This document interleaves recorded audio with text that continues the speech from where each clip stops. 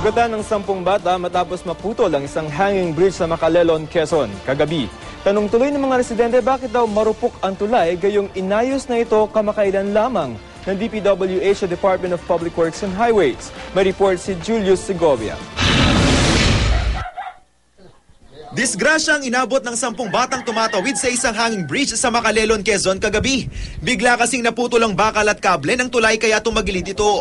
Ang mga tumatawid na bata nahulog sa ilog. Pabalik na po kami dun.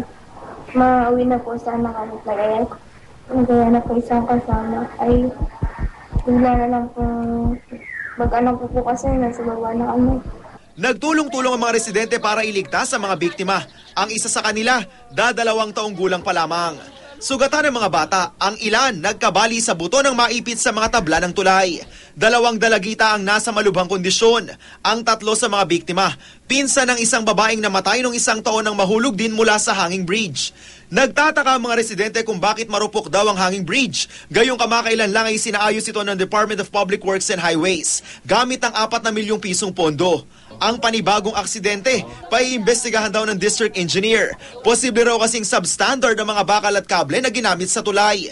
Yung kanyang tension rod, anchor rod, doon nagpili. Humingi sila ng paumanhin sa mga biktima at sasagutin daw nila ang gastusin ng mga nasaktan. Ang PNP ay magsasagawa rin ng hiwalay na investigasyon para alamin kung aksidente ang nangyari o sinadyang putulin ng kable. Julius Segovia, GMA News.